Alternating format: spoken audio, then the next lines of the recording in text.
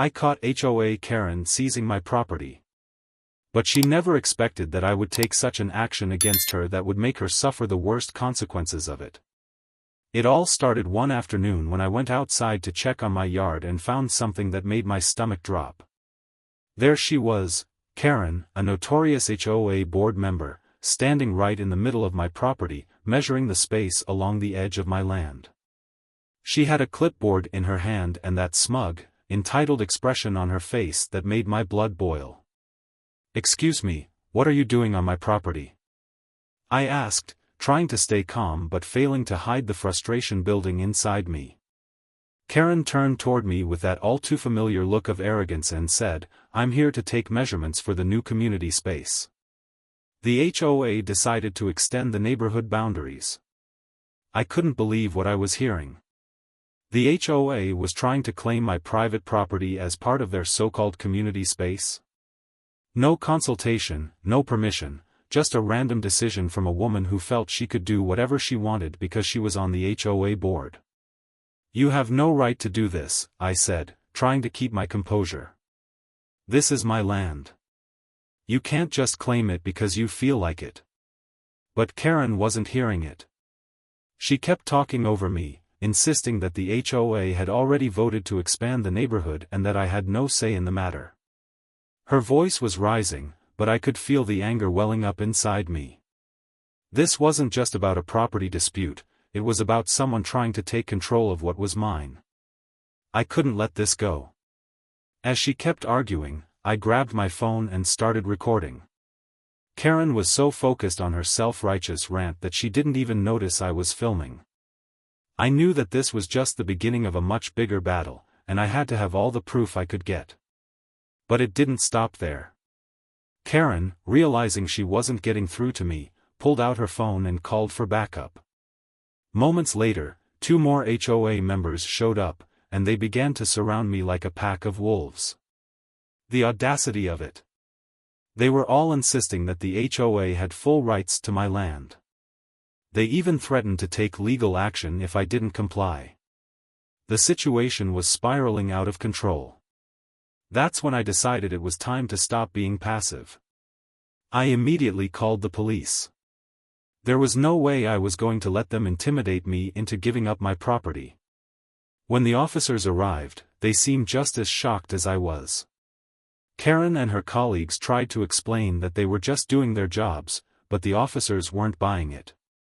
They asked to see the property documents, and when I showed them that my land was legally mine, it became clear that the HOA had no case. The police officers calmly told Karen and her team that they were trespassing and had no right to force me to do anything with my property. It was over, or so I thought. But as they were about to leave, Karen, who was fuming with anger, muttered something under her breath that made my blood run cold. "You'll regret this. The HOA will get their way, one way or another." I knew that this wasn't going to be the end of it. I had just won this round, but I had a feeling that Karen and the HOA were going to make my life miserable. That's when I decided to take matters into my own hands and prepare for the fight of my life. Over the next few days, I hired a lawyer. I wasn't going to let Karen and her group think they could just walk all over me. I started gathering all the documents I could find, property deeds, maps, anything that could show that my land was mine and no one, especially the HOA, had the right to take it. My lawyer was confident we had a strong case, but the HOA wasn't going to back down without a fight. Things got worse before they got better. The HOA sent me several letters demanding that I remove the gate and allow them to use my property. They even mentioned taking me to court. But that wasn't going to happen. I was ready for whatever they threw my way. The real turning point came when I decided to bring the media into this. I contacted a local news station that specialized in property rights and HOA issues. After reviewing the situation, they were eager to cover the story. The interview went live, and within hours, my story had gone viral. People started sharing their own stories of being bullied by HOAs, and suddenly, Karen wasn't the one in control. The tables had turned. Karen tried to do damage control, calling me and threatening me again. This time, however, her tone was different. "I saw the news," she admitted, sounding defeated. "Maybe I pushed too far. The HOA has no legal claim to your land, and I shouldn't have overstepped." I could hardly believe what I was hearing. The woman who had tried to steal my property was now apologizing? But it wasn't just an apology, it was the realization that she had lost. I had stood my ground, and now the HOA knew that they couldn't get away with what they had planned. In the weeks that followed, I received a formal letter from the HOA apologizing for their actions.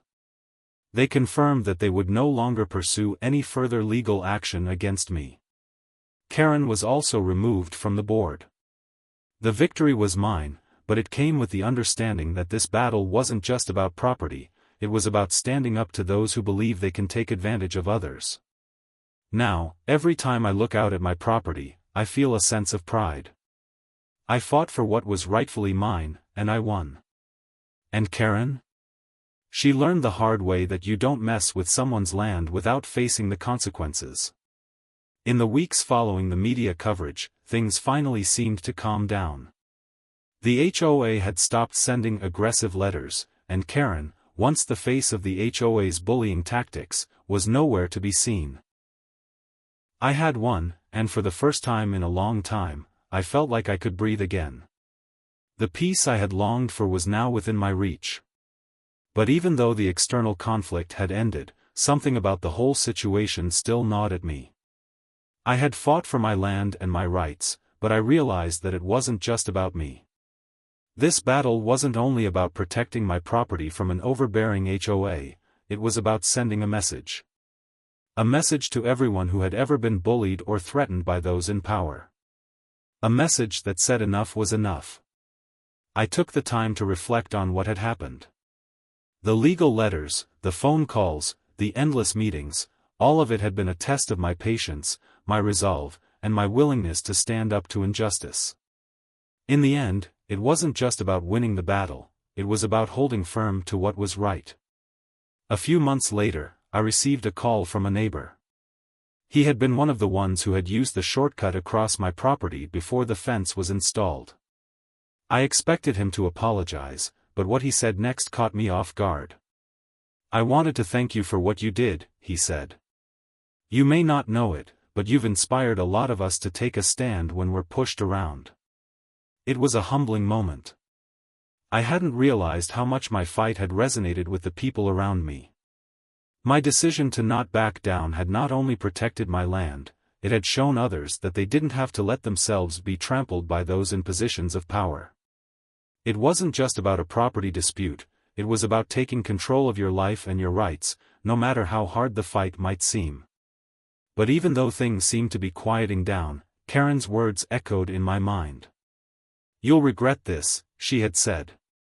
I knew that I couldn't let my guard down completely. People like her didn't give up easily.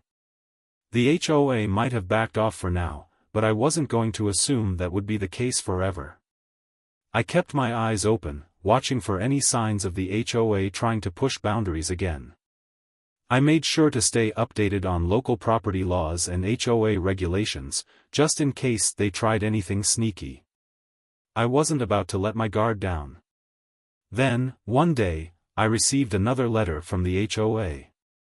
But this time, it wasn't a threatening one. It wasn't demanding anything. In fact, it was the most polite letter I had ever received from them. It was a reminder for all homeowners about the importance of respecting each other's property and following the community guidelines. There was no mention of my case, no mention of the community space. They had learned their lesson. I couldn't help but smile. The victory wasn't just mine, it was for everyone who had ever been pushed around by an HOA that thought they could get away with anything. The victory was proof that standing up for what's right, no matter how tough the road, always pays off in the end. Karen never came back. The HOA, though still existing, had lost some of its power over the residents. I kept my property safe, and I knew that if anything ever happened again, I would be ready to fight back, just like I did the first time. The strange thing about all of this is that, after everything settled, I found myself more at peace than I had ever been. I was no longer afraid of the HOA or their threats. I had proven that I would not back down. I had proven that I would fight for what was mine, and I would fight for everyone else who didn't have the courage to speak up. Every time I looked at the property, I saw more than just land. I saw my hard-fought victory, a reminder that in the end, your rights are worth defending, no matter the cost.